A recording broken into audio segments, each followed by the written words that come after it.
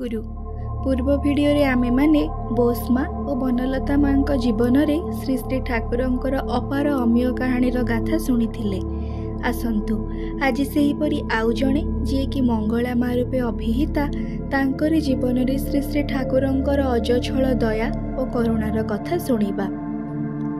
एथर मु जार कथा कहवाकू जाऊँगी आश्रमर समस्ते तांको मंगला माँ बोली ही चिन्हती। मु जेतेबेले तांको देखे सेतेबेले तांकरी बयस 70 उपरे ही हेब। निर्मल चेहरा गोरा लंबा 5 फुट परी हेब। देहरे पिंधा एक पतला लुगा कौनसी अलंकार नाही। हातरे गोटे बाड़ी नहीं प्रतिदिन 2 बेला प्रार्थना को आसंती बसंती। बड़ माँ जो घर करा होइथिला निरोला निवेश और ठाकुरंक भोग रंधा घरर मझिरे चतुर्दिक चौड़ा बारंडा परिव्याप्त घरटीर सीढ़ी पाखर बारंडारे बसंती। सेठारे ही तांकरी साथीरे मोर परिचय हुए। तांकोठारु ही मु जानिबाकु पाए जे तांकरी जेतेबेले 15-16 वर्षर बयस सेतेबेले माता मनमोहिनी देवी निजे जाई तांको आश्रम को नहीं आसंती। सेही दिन ठारु एबे पर्यंत से एठारे ही रुहंती। एही कथा शुणी मोर मने हेला मंगला माँ कथबार्ता बढ़ाइबाकू हेबो। सेही समयर अनेक कथा जना पड़िबो। माता मनमोहिनी देवी ठाकुर बड़ माँ पावन आश्रमर परिस्थिति कौन पाई मंगला माँ आश्रम को आसिले इत्यादि संबंध में नाना प्रश्न मन मध्य उंकी मारिबाकू लागिला। तेणु प्रार्थना परे मंगला माँ आलापा करबाकू बसिली। सेही समय थिला मोर बुकु फटा तृष्णा। मोर आकुलता व्याकुलता ही मते प्रेरणा दे घूरी बुलाए ठाकुरंक संबंध रे जानिबा पाई। तेणु कौनसी पुराणा आश्रमवासी मनीष पाइले ही हेला। प्रश्न परे प्रश्न करे। मझी मझिरे मने हुए से माने हुए तो विरक्त हेबे, किंतु आश्चर्यर विषय जे से माने विरक्त तो हुअंती नाही बरम कहिबारे आहुरी अधिक उत्साह पाती। जहा हेउ मु मंगला माँ को प्रश्न करिली, आपणक माँ बाबा आपणक आश्रम आसिबाकू देले? मोर प्रश्न जेपरी मंगला माँकर एते दिनर मनर बंद दरजा खोलीगला। आउ विशेष प्रश्न करने पड़ानी। से निजे ही सब कथा कहिबारे लागिले। मु तांकर कहिबा कथा गुड़िक ही लेखिबाकू चेष्टा करिछि। मंगला माँ कहिबाकू आरंभ करिले, जान मोर ना मंगला हेले मध्य मु अमंगल को ही मथारे नहीं जन्म होइथिली। कारण मोर जन्म परे ही प्रथमे माँ तापरे बाबा चलीगले। सेमानंकर कथा मोर मने भी नाही। मोर मौसा माउसी थिले निसंतान। सेमाने ही मते नेई संतान परी मनीष करिसंती। सेमानंकु ही मु बाबा माँ बोली माने।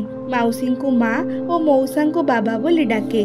मु कुलीन ब्राह्मणर झियो। सेमाने ही मते 5 वर्ष बयसरे एक कुलीन ब्राह्मणर पुओ संगे विवाह देइथिले। बाहाघर परे मात्र गोटिए थर ही मु ससुर घर को जाइछि। स्वामी को कथा मोर मने ही नाही। एपरिकी मुहर चेहरा मध्य मने पड़े नाही। मो माउसी मौसांक पाखरे ही रुहे। सेतेबेले नियम थिला झियो मानकर शरीर खराब हेले द्वितीय विवाह दे ससुर घर पठाइबाकू हुए। माउसी पाखरे खूब आनंद रे रहुथिली। शंखा सिंदूर अलता गहना साड़ी पिंधि स्वाधीन भाव में घूरी बुलुथिली। सांगसाथी मानक सह खेलाबुला करे। माउसी मते केते जत्न रे सजाई दियंती। मौसा माउसी आदर भल पाइबारे मोर दिन गुड़िक अति सुंदर भाव में कटुथिला। जेतेबेले मोर 7.5 वर्षर बयस हठात ही दिने किए जने ससुर घर लोक आसी कौन कहिले जे मौसा माउसी चित्कार करी कांदिबाकू लागिले। किए नुहे कि जेपरी मरी जाइछि एही घरे। मु किछि ही बुझी पारु नथिली। किछि समय परे किछि जण विधवा महिला माने आसी मते पोखरी को नहीं जाई शंखा भांगी सिंदूर पोछि स्नान कराई एक पतला लुगा पिंधाई देले। एहार 10-11 दिन परे मोर चुटी गुड़िक काटी देले। सेही दिन ठारु आरंभ हैला मोर आउ एक अन्य प्रकारर जीवन।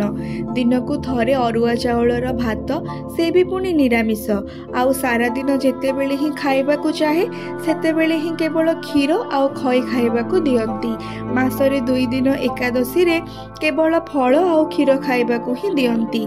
दिने मु एही सब बदल रे माछ भात खाइबाकू चाहिली। सेथिरे माउसी खूब कांदी थिले। आउ कहिथिले, तू जे ब्राह्मणर विधवा से कथा मुहरे आनिबा भी पाप। एहा पर ठारू घरे माछ आसीबा भी बंद हैला। आगपरी आ स्वाधीनता मोर रहिला नाही। पदे पदे केते जे निषेधर बाधा, खाई बसी उठिब नाही, जेउठिको सेठिको जीव नाही, बाहाघर घर को जीवा बंद, खेलकूद करिबा बंद, से एकदम बंद करिबा अवस्था। एहा मध्यरे दिने एकादशी रे भात खाइबा पई जिद करी कांदी कांदी अज्ञान होई पड़िली। माउसी मौसा खूब कांदिले।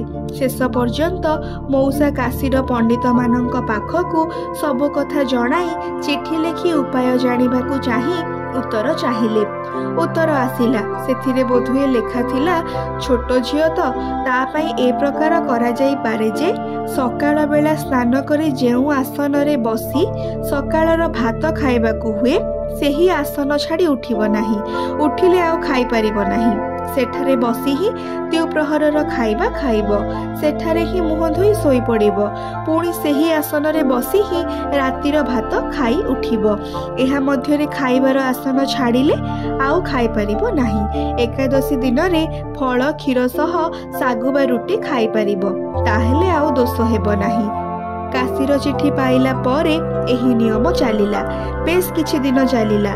ता मध्यरे भी बेस किछि दिन माउसी पाखरे नथिले मु उठी पड़े। भल लगे ना गोटे जगह बसी रहिबाकू। जेउ दिन उठी पड़े से दिन आउ मते भात खाइबाकू दिया जाए ना, क्षीर आउ खई खाए। एही प्रकार गोटे घर मध्यरे ही मु 14-15 वर्ष बयस रे पहुंची गली।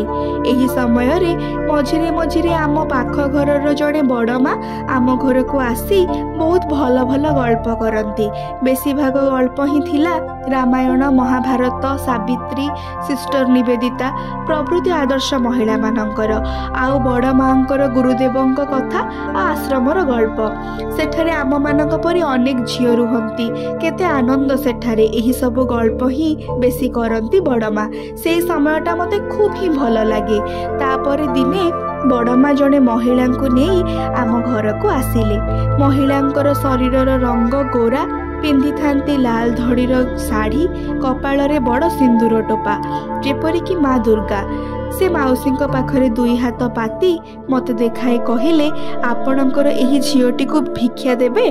मोर पुओ अनुकूलर गोटे आश्रम अछि, सेठारे ता बयसर अनेक झियो अछंती। से माने लेखा पढ़ा, गान बाजना, सिलाई सब शिखंती, आश्रमर काम मध्य करंती। ता बयसर मोर भी गोटे झियो अछि। आपणक झियो सेमानक संगे ही मो पाखरे रहिबो। मो भी ब्राह्मण, देबे आपणक झियोटी को। माउसी सेही महिलांकर हाथ दुईटी धरी कांदिबारे लागिले। कहिले, मु जाने ना आपण किए, कौन आपणकर परिचय, तेबे मो पाखकु आपण आसिछंती विपद तारिणी रूपरे। एही झियोकु नेई मु महा विपदरे अछि। जिए निए से ही मोर बांधव। बड़ माँ तांकरी परिचय देले जे सीए जो सत्संगर दीक्षा नैछंती सेही सत्संगर प्रतिष्ठाता और कर्णधार ठाकुर अनुकूल चंद्रंकर माँ माता मनमोहिनी देवी। माता मनमोहिनी देवी बड़ माँ पाखर मोर सबु कथा शुणी मते नेबाकू आसिछंती। मोर माउसी मौसा 2 जण मते माता मनमोहिनी देवी हाथ रे निश्चिंत रे समर्पी देले। आउ कहिले, आजि ठारू मंगला आपणकर झियो, आपण ही तार प्रकृत माँ। माता मनमोहिनी देवी मते सांगरे आनी प्रथमे ही ठिया कराइले तांकरी पुओ सामनारे, जहांकु समस्ते ठाकुर बोली डाकंती। माँ संक्षेपरे मोर परिचय दे पुओ को कहिले ताकू नेई आसिली मो पाखकू। एबेठारु एठारे ही रहिबो, समस्तंक सह लेखा पढ़ा करिबो, भल हेबो। ठाकुर कहिले, भल ही होईछि, तेबे तार ए प्रकार बेश कौन पाई? तार तो बाहाघर ही होइनी। तापरे मते जिज्ञासा करिले, तोर स्वामी कथा कौन मने पड़े? मो मुंड हलाई ना बोली जणाइली। ठाकुर माँ को कहिले, ताकू एबे ही भितर को नहीं जाई गुरु प्रसादीर परी पोशाक पिंधाओ। आउ मते कहिले, सुन, तोर बाहाघर होइनी, तू कुमारी। माँ मते भितर घर को आनी स्नान कराई रंगीन शाढ़ी, हाथ सुनार चूड़ी, कान सुनार कानफुल पिंधाई पुणी ठाकुर सामने आनी ठिया कराई कहिले, देख तो अनुकूल, एही सजबाज तोर पसंद होईछि? ठाकुर मुंड हलाई कहिले, खूब, एबेठारु एही पोशाक ही पिंधिबु। एहापरे सेही दिन ही माँ मते दीक्षा देदेले। आश्रम आसी मोर मने हेला बंद डबारु समुद्र रे आसी पड़िली। बहुमुखी कर्मर स्रोत एठारे एठारे मोर बयसर बहु पुओ झियो माने जेपरि अछंती सेहीपरि बड़ माने भी अछंती। समस्ते ही स्वाधीन, किए काहाको शासन करे नाही, जिए जहार काम नहीं व्यस्त। किंतु समस्तंकर लक्ष्य ही गोटिए जे माता मनमोहिनी देवी और ठाकुर अनुकूल चंद्र को खुशी करिबा। एहा मध्यरे ही चाले सेमानंकर लेखा पढ़ा, गान बाजना, अभिनय, नाच और सिलाई शिखा। किंतु जे जेउठारे ही रहू सकाळ और संध्यारे समस्ते ही चली आसती ठाकुरंक पाखकू। माता मनमोहिनी देवी भी सेठारे थांती। प्रार्थना हुए, प्रणाम हुए, तापरे ठाकुर एवं माँ जहार जेपरी प्रयोजन निर्देश दियंती, जी जहार काम रे चली जाती। आज एतिकी।